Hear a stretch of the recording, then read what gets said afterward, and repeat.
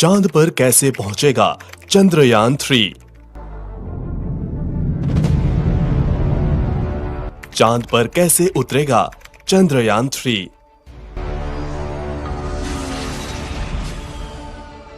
चांद पर क्या काम करेगा चंद्रयान-3।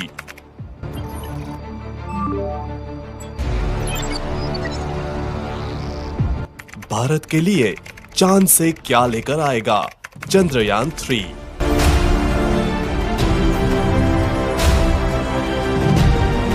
14 जुलाई 2023 दोपहर 2:35 पर भारत के लिए वह पल आया जब भारत का बाहुबली रॉकेट LBM-3M4 आसमान में बादलों को चीरते हुए चंद्रयान-3 को लेकर चांद की तरफ चला।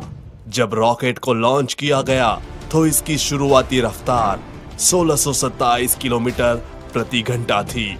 आज हम इस वीडियो में आपको बताएंगे कि पृथ्वी से चांद की सतह तक पहुंचने में चंद्रयान-3 को किन प्रक्रियाओं से गुजरते हुए चांद तक पहुंचेगा। आइए जानते हैं विस्तार से। करेक्ट 2:35 पर रॉकेट LBM-3M4 का इंजन स्टार्ट हुआ और चंद्रयान-3 को हमारा रॉकेट बादलों को चीरते हुए चंद्रयान-3 को लेकर चांद की तरफ चला।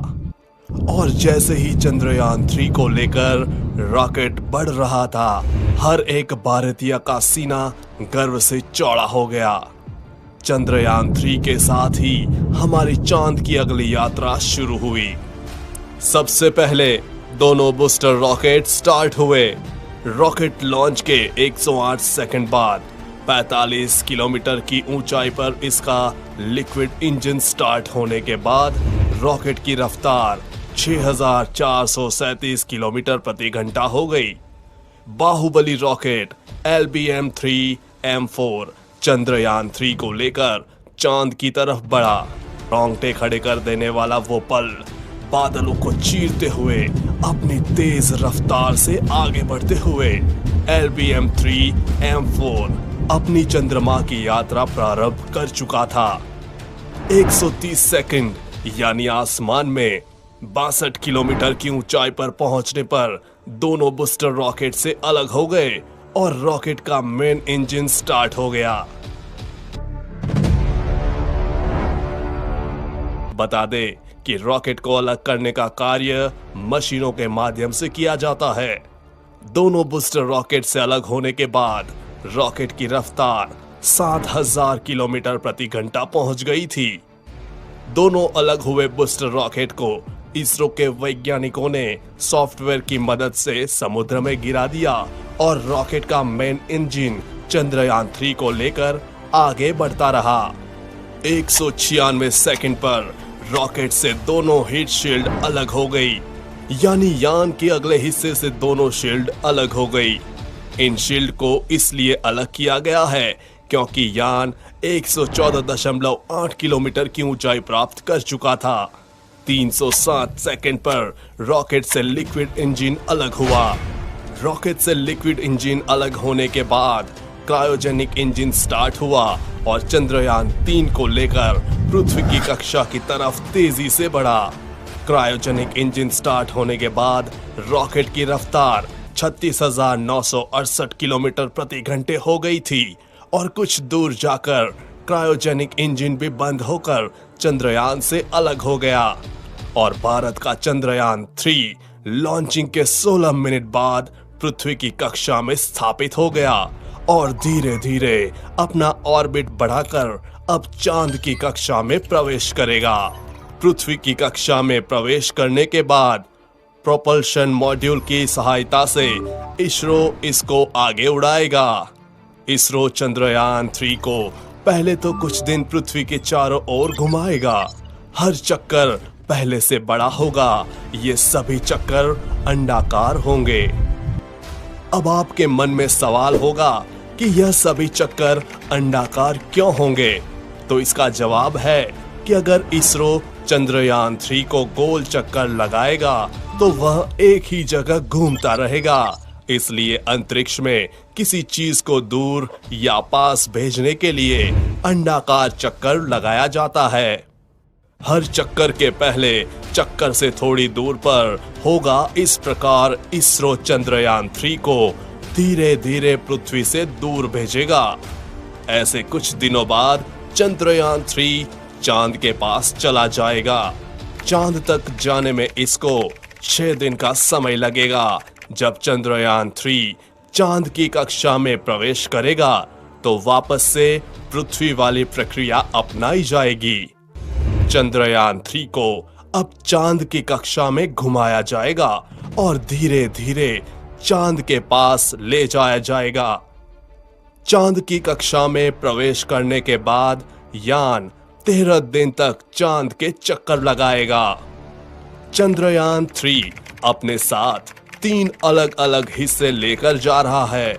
सबसे पहला उड़ाने वाला हिस्सा प्रोपल्शन मॉड्यूल, दूसरा हिस्सा उतारने वाला हिस्सा लैंडर मॉड्यूल और आखिरी तीसरा हिस्सा है घूमने घुमाने और जानकारी जुटाने वाला हिस्सा रोवर और ऑर्बिटर वाला हिस्सा इस बार नहीं भेजा गया है, क्योंकि चंद्रयान 2 का ऑर्बिटर पहले ही चांद के चारों ओर घूम रहा है।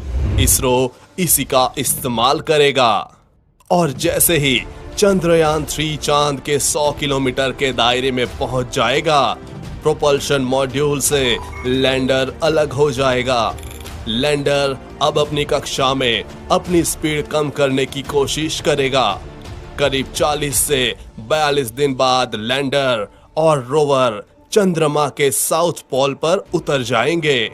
चंद्रयान 3 की चंद्रमा पर लैंडिंग 23 अगस्त की शाम 5:47 पर रखी गई है, लेकिन वहां सूर्योदय की स्थिति को देखते हुए इसमें बदलाव हो सकता है। अगर सूर्योदय में देरी होती है तो इसरो लैंडिंग का समय बढ़ाकर इसे सितंबर में कर सकता है। चांद पर चंद्रयान 3 को उतारना इस मिशन का सबसे कठिन पार्ट में से एक है। चंद्रयान 2 भी इसी समय फेल हुआ था। यह आखिरी 15 मिनट इस मिशन के सबसे कठिन मिनट होंगे। इस बार चंद्रयान 3 के लैंड करने के लिए 2 स्थान निश्चित किए गए हैं। अगर एक स्थान पर यह नहीं उतर पाता है तो इसको निश्चित किए गए दूसरे स्थान पर उतारा जाएगा। जैसे ही स्थान निश्चित हो जाएगा, उसके बाद चंद्रयान 3 सॉफ्ट लैंडिंग का प्रयास करेगा। जैसे ही चंद्रयान 3 चांद की सतह पर सॉफ्ट लैंडिंग कर जाएगा, उसके बाद इसरो के वैज्ञानिकों की कमांड पर रोवर लैंडर से बाहर आएगा। उसके बाद चांद की सतह पर चलकर अपने प्रयोग करेगा।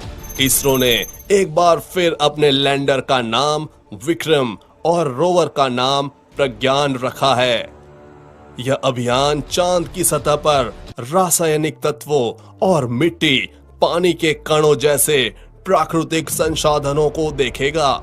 यह अभियान चांद की बनावट को लेकर हमारी जानकारी में महत्वपूर्ण इजाफा करेगा।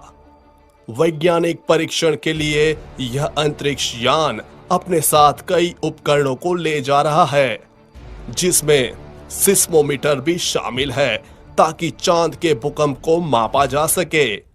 वैज्ञानिक इस तरह के परीक्षण से चांद की सतह के तापमान और वहां के वातावरण के अन्य तत्वों को जान सकेंगे। इस पर ऊर्जा के लिए सोलर पैनल लगे होंगे, जिसकी सहायता से रोवर को चांद की सतह पर ऊर्जा मिलेगी और यह वहां पर चल पाएगा। जानकारी के लिए बता दें कि इस मिशन को यानी कि रोवर और लैंडर को 14 अर्थ डेज के मिशन पीरियड के लिए ही इनिशियली डिजाइन किया गया है। हालांकि अगर सब कुछ सही रहा तो 14 दिन बाद इस मिशन को एक्सटेंशन मिल सकता है, लेकिन फिलहाल के लिए इसरो के पास 14 दिन का ही समय होगा। चंद्रयान 3 भारत के हर भारतीय के सपनों को पूरा करते हुए भारत का इसरो ऊंचाइयों को छू रहा है। यह महत्वपूर्ण उपलब्धि हमारे वैज्ञानिकों के अथक मेहनत का प्रमाण है। हम उनके उत्साह और प्रतिभा को सलाम करते हैं। ये इन्फॉर्मेशन आपको कैसी लगी? कमेंट में अपनी राय जरूर बताएं। चंद्रयान 3 पर आगे भी अपडेट्स आती रहेगी, इसलिए अपडेटेड रहने के लिए चैनल को सब्सक्राइब करके बेल नोटिफिकेशन ऑन जरूर कर ले। जल्द मिलेंगे ऐसी ही इंफॉर्मेटिव वीडियो के साथ। तब तक के लिए बी हैप्पी, बाय बाय।